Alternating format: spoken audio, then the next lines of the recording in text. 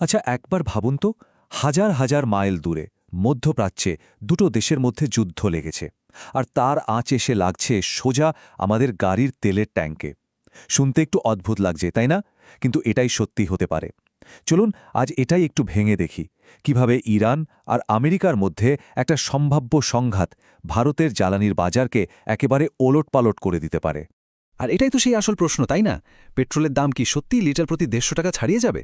দেখুন, এটা কিন্তু শুধু খবরের হেডলাইন নয়, এটা সরাসরি আমাদের সাধারণ মানুষের পকেটে টান পড়ার প্রশ্ন। তো চলুন পুরো ব্যাপারটা একটু ধাপে ধাপে বোঝার চেষ্টা করা যাক।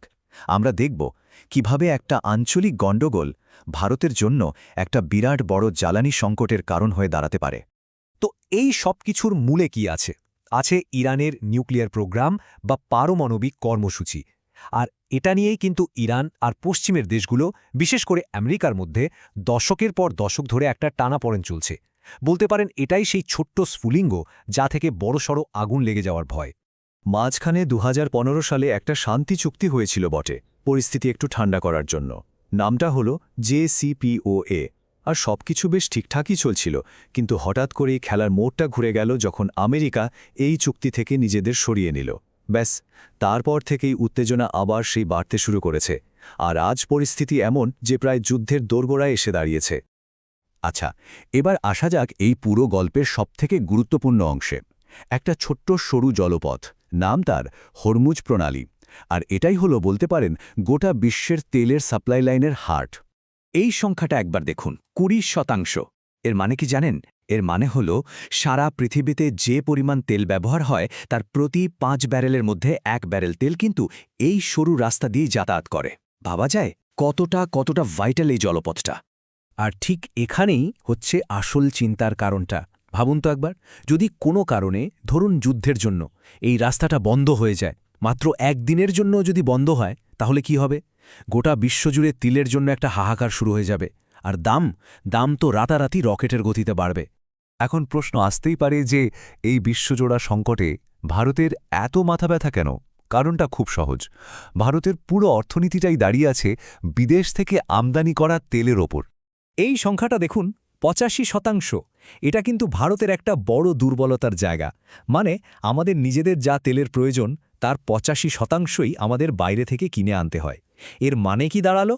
আন্তর্জাতিক বাজারে যদি তেলের দাম নিয়ে সামান্যতম ঝড় ওঠে, তার প্রথম ধাক্কাটা এসে লাগে সোজা ভারতে।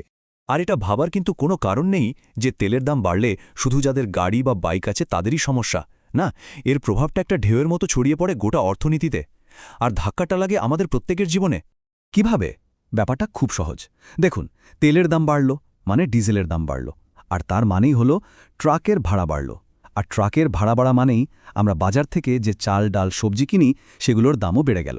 শুধু তাই না, কারখানায় যে জিনিসপত্র তৈরি হয়, ধরুন একটা সাবান বা 1 প্যাকেট বিস্কুট, সেগুলোর দামও বাড়তে থাকে।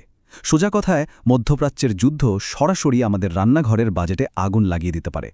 কিন্তু এই পরিস্থিতিতে ভারত কি শুধুই একজন অসহায় দর্শক হয়ে বসে থাকবে? না, একদমই না। ভারতের হাতেও কিন্তু কিছু তাস আছে।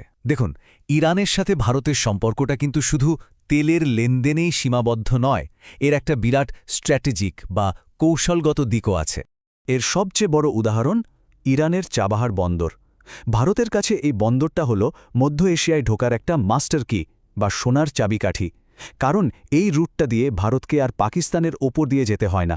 সোজা আফগানিস্তান আর সেন্ট্রাল এশিয়ার অন্যান্য দেশে ব্যবসা বাণিজ্য করা যায়।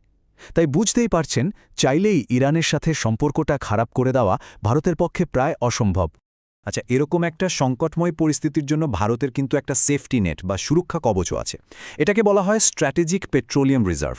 সহজ কথায় বললে এটা হলো দেশের আপৎকালীন সময়ের জন্য মাটির নিচে মজুত করে রাখা তেলের একটা বিশাল ভাণ্ডার।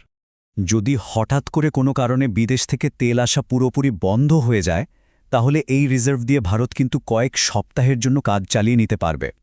এটা ঠিক যে এটা কোনো পার্মানেন্ট সলিউশন বা দীর্ঘমেয়াদী সমাধান নয়, কিন্তু হ্যাঁ, পরিস্থিতি সামাল দেওয়ার জন্য কিছুটা মূল্যবান সময় তো অবশ্যই পাওয়া যাবে। তাহলে সব মিলিয়ে ব্যাপারটা কি দাঁড়ালো? এটাই যে ইরান আর আমেরিকার এই সংঘাতটা শুধু ওই অঞ্চলের মধ্যেই সীমাবদ্ধ কোনো সমস্যা নয়। এটা একটা গ্লোবাল ক্রাইসিস বা বিশ্ব সংকট। আর ভারতের মতো দেশ যারা তেলের জন্য এতটা আমদানির ওপর নির্ভরশীল, তাদের জন্য এটা কিন্তু একটা বড়সড় আসনি সংকেত। আর এর প্রভাব ভারতের অর্থনীতি, কূটনীতি থেকে শুরু করে আমাদের মতো সাধারণ মানুষের দৈনন্দিন জীবন সব কিছুর উপর পড়তে বাধ্য। তো এখন আসল প্রশ্নটা হলো, এই যে একটা জটিল ভূ-রাজনৈতিক দাবার বোর্ড তৈরি হয়েছে, সেখানে ভারতের পরবর্তী চাল কী হওয়া উচিত? একদিকে নিজের জ্বালানি নিরাপত্তা নিশ্চিত করা, আবার অন্যদিকে ইরানের সাথে কৌশলগত সম্পর্কটাও বাঁচিয়ে রাখা। এই দুটো কঠিন চ্যালেঞ্জ ভারত কিভাবে সামাল দেবে? এটা কিন্তু সত্যিই একটা বড় ভাবনার বিষয়।